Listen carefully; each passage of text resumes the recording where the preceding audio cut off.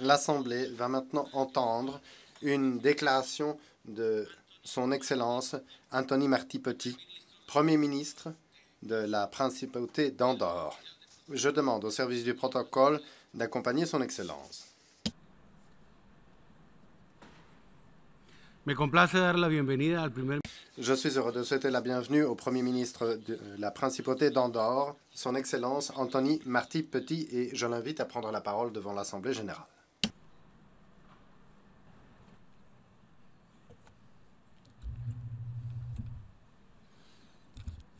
Senyor president, Excel·lència.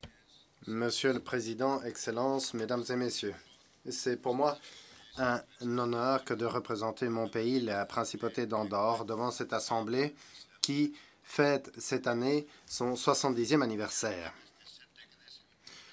Au cours de cette décennie, nous avons entendu beaucoup d'orateurs ici à cette tribune parler année après année de paix, de justice sociale et également de développement durable. Si nous parlons de ces thématiques depuis aussi longtemps, c'est peut-être parce que quelque chose n'a pas bien fonctionné. Peut-être que la communauté internationale n'a pas assez bien travaillé, qu'elle n'a pas été capable de faire progresser de manière suffisante ces valeurs qui font partie de la philosophie, du charisme de l'Organisation des Nations Unies. Il est vrai que, grâce aux Nations Unies, la communauté internationale a engrangé des progrès sans précédent. Mais il faut reconnaître que tout n'a pas fonctionné et qu'il reste pas mal de choses à améliorer. Et ça, c'est la première étape pour se préparer à relever les défis qui nous attendent de manière réaliste, mais également de manière efficace. Au cours de ces 70 ans, le monde a beaucoup changé. Il y a 7 décennies, la communauté internationale s'est mise d'accord pour éviter qu'un troisième conflit mondial n'annihile l'avenir de l'humanité. Les grandes puissances auraient pu choisir d'imposer leur système de manière unilatérale, mais elles choisirent le consensus, l'entente. Car les solutions équilibrées et justes sont bien plus pérennes que celles qui sont imposées par la coercition ou l'utilisation unilatérale du pouvoir. Le président Obama l'a dit il y a quelques jours devant cette Assemblée. Aucun pays ne peut prétendre régler les problèmes du monde de manière unilatérale. Aucun pays ne peut prétendre s'isoler et espérer que les problèmes qui frappent le reste du monde ne le frapperont pas. Un pays de la taille d'Andorre comprend sans doute mieux que d'autres la signification de ces quelques mots. Au cours de ces dernières 70 années, Andorre a parcouru du chemin sur la voie de l'ouverture. Il y a 70 ans, notre pays commençait à surmonter son isolement séculier. Pendant des siècles, Andorre a été reclus dans les montagnes, isolé, protégé par son environnement. La construction de routes qui ont permis de créer des liens avec les régions voisines de France et d'Espagne nous ont permis de surmonter cet isolement.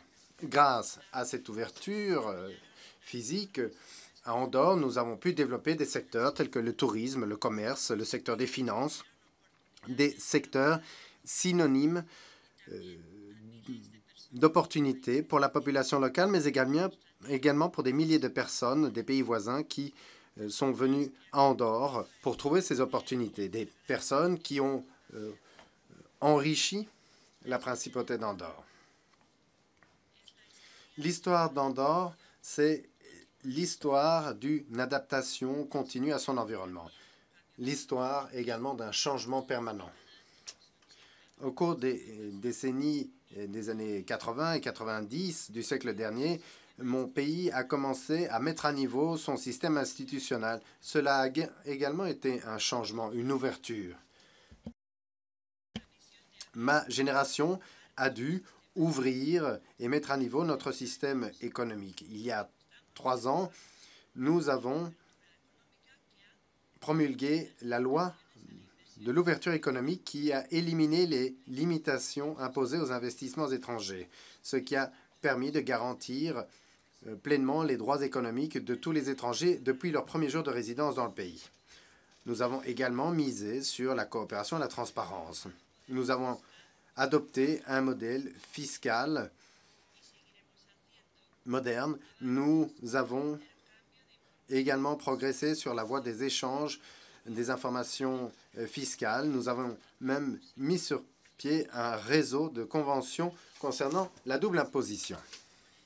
Le monde change et Andorre doit également changer. C'est pourquoi nous sommes un pays ouvert, compétitif, transparent, parce que nous sommes convaincus que approfondir les liens économiques entre les pays, c'est également une manière de jeter les bases d'un monde qui coopère davantage, d'un monde plus juste, plus pacifique. C'est justement l'esprit qui a présidé à la construction européenne au cours des 60 dernières années.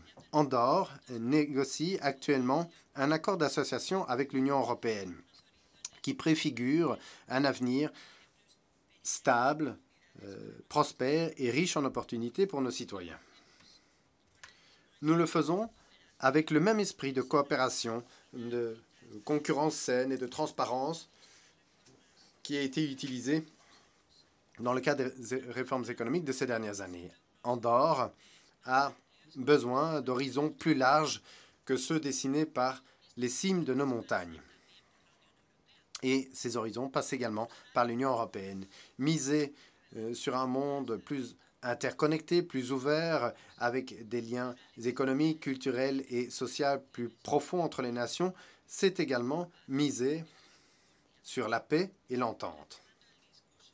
Pour revenir sur le discours du président Obama, les grands défis de notre temps, y compris les défis économiques, doivent être relevés ensemble. C'est ce que nous essayons de faire dans la principauté d'Andorre. Monsieur le Président, Mesdames et Messieurs, Andorre comprend qu'après ces premières 70 années, les Nations unies doivent entamer un nouveau processus de réforme. C'est pourquoi nous avons rejoint la déclaration politique relative à la suspension du droit de vote au sein du Conseil de sécurité lorsqu'il s'agit d'atrocités de masse. C'est une initiative qui a été défendue et présentée par la République française et par le Mexique. Il est important que la France, membre permanent du Conseil de sécurité, contribue à cette initiative. Et je souhaite reconnaître ici de manière très claire l'attitude de la France qui a été présentée lundi dernier par le président Hollande. La France pourrait tout à fait demander que le droit de veto des grandes puissances soit maintenu. Mais la France comprend que ce droit doit être atténué dans certaines circonstances. Parce que les institutions doivent être au service de valeurs et pas l'inverse. Et les institutions internationales doivent être au service des personnes et des valeurs universelles de paix, de solidarité et de justice. Dans des situations particulièrement difficiles, lorsque la survie de milliers de personnes est en jeu, la communauté internationale ne peut pas rester bloquée dans l'impasse. Les équilibres qui ont donné naissance à l'Organisation des Nations Unies ne peuvent être utilisés pour justifier un statu quo dans des situations qui sont extrêmement difficiles pour l'humanité. Les citoyens de ce grand village mondial demandent et réclament des solutions. Et les institutions doivent toujours faire partie de la solution et pas du problème. C'est pourquoi il convient d'aborder cette réforme du Conseil de sécurité. Il convient de progresser, de faire progresser l'ONU, d'adapter l'ONU à notre temps, sans changements radicaux, mais de manière déterminée et efficace. Il faut le faire maintenant, sans attendre qu'une nouvelle crise humanitaire et qu'un nouveau blocage remettent en exergue les carences et les faiblesses de notre organisation. Dans des situations extrêmes, comme celle que nous avons constatée en Syrie au cours des dernières années, la communauté internationale doit être en mesure d'apporter des réponses efficaces et justes. Soyons clairs, jusqu'à présent, nous n'avons pas été capables de le faire. C'est cette image d'impuissance que nous devons éviter, car face à un massacre, il n'y a pas de demi-mesure où on fait partie du problème ou on fait partie de la solution.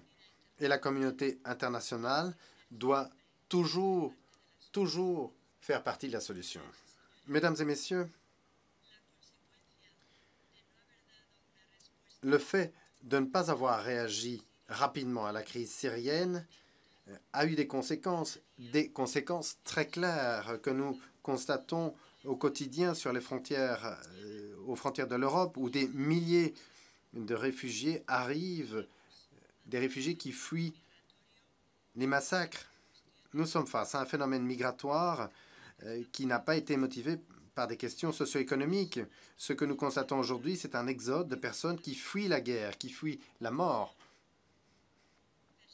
Ce ne sont pas des personnes qui sont à la recherche d'une vie meilleure, mais simplement des personnes qui essaient de rester en vie. Et cela fait appel de manière directe à l'essence même de l'Organisation des Nations Unies. Andorre est un pays particulièrement sensible à la situation en Syrie. C'est la raison pour laquelle le gouvernement que j'ai l'honneur de diriger a décidé d'accueillir des réfugiés. Notre pays veut maintenir sa tradition d'accueil et d'intégration. Nous voulons faire partie de la solution, une solution équilibrée, convenue dans le cadre européen, car une fois encore, les problèmes mondiaux exigent des solutions au niveau mondial. Et Andorre, à son niveau modeste, veut faire partie de cette solution mondiale. Le cri désespéré des réfugiés, d'où qu'ils viennent, doit nous interpeller. Il est regrettable que les pays développés ont mis plus de temps à réagir que des pays plus défavorisés. Le président Hollande l'a dit ce lundi. Ce sont les pays les moins développés qui ont accueilli le plus rapidement les réfugiés qui fuyaient la guerre et la tyrannie dans les différents conflits qui, malheureusement, existent en de très nombreux endroits de notre planète.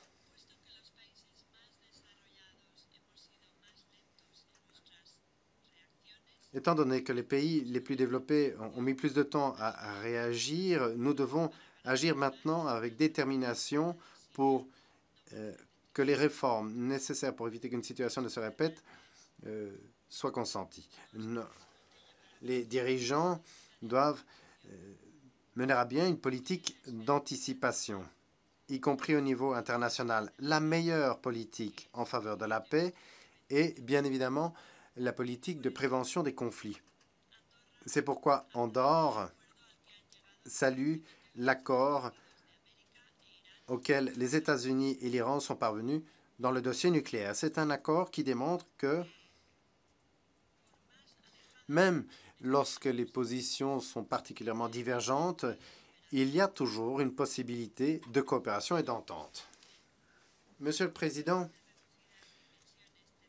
être un petit État du point de vue territorial, ce n'est pas incompatible avec la lutte contre les atrocités de la guerre. Andorre a accepté les amendements de Kampala, un texte qui définit le crime d'agression et qui établit les conditions pour l'exercice de la juridiction de la Cour pénale internationale dans ces cas-là. L'objectif étant de lutter contre l'impunité. Il y a quelques années, au sein de cette Assemblée et intervenant sur les conflits en Libye et en Syrie, nous avons réfléchi à la question de l'efficacité ou de la justice au moment de résoudre un conflit.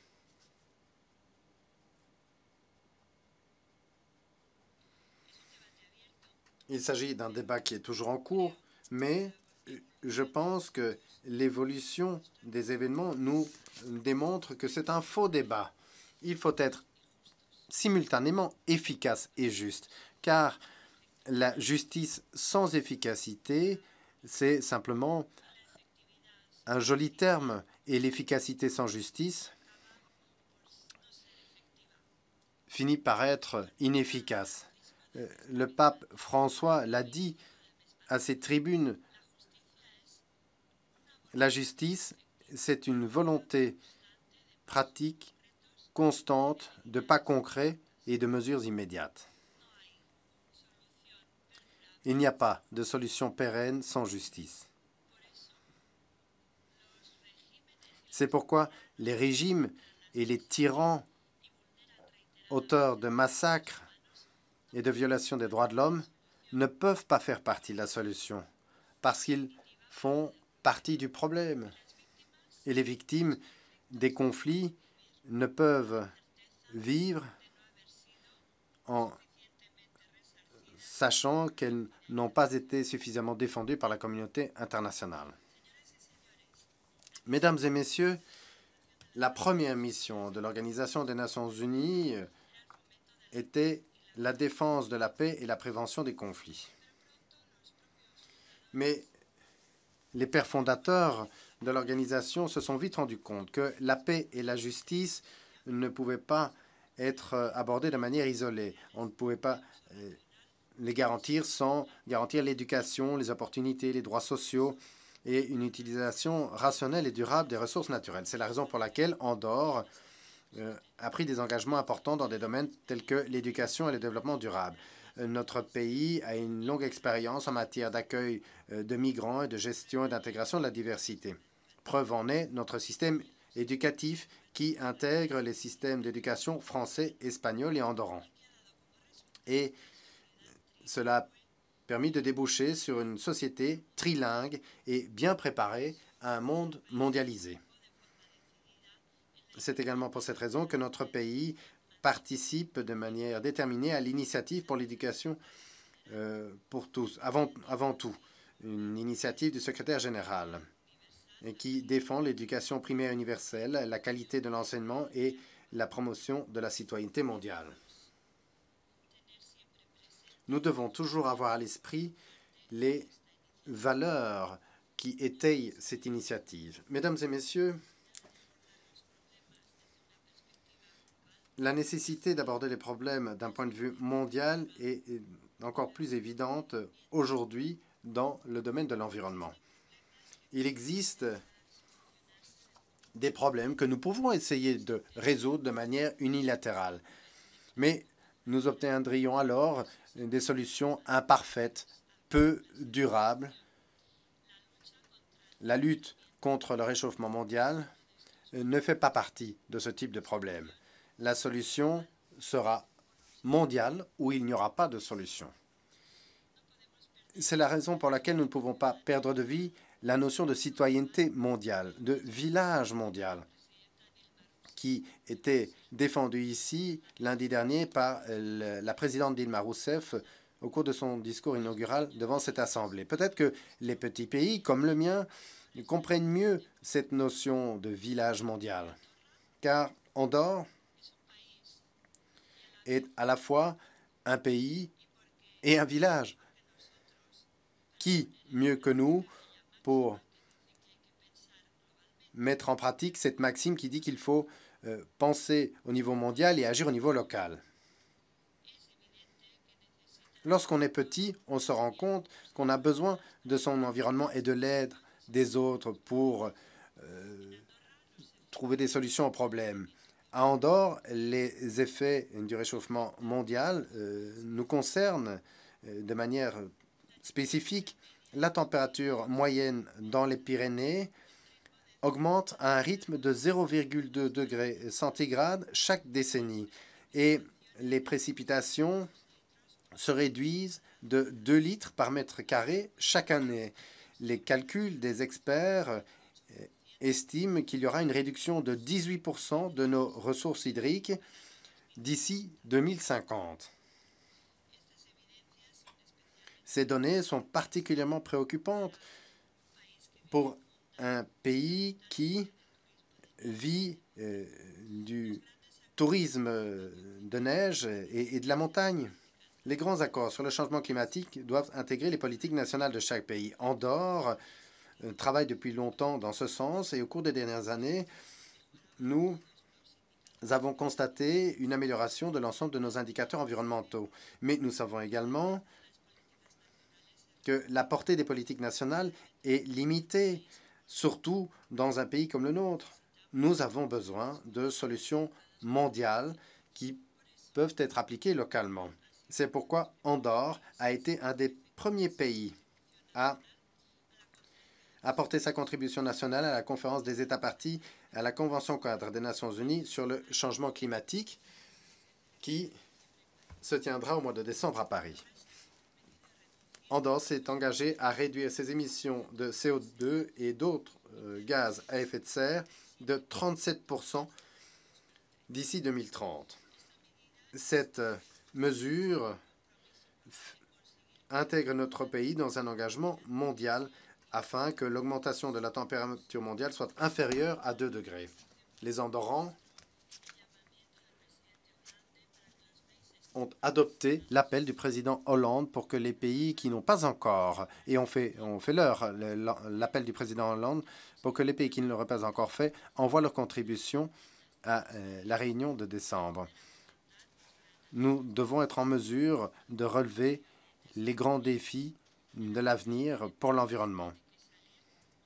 À Paris, nous devrons constater un changement des politiques énergétiques et environnementales de chaque pays.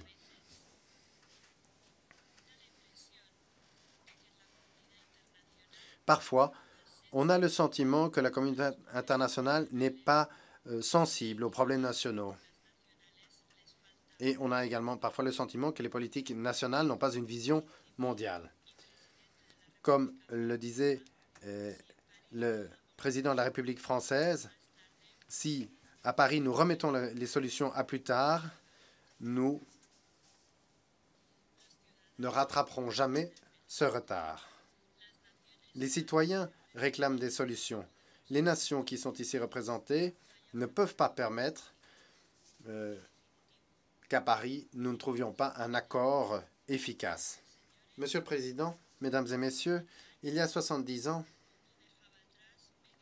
le monde laissait derrière lui un demi-siècle marqué par 2 guerres. C'était un monde fait d'équilibres délicats.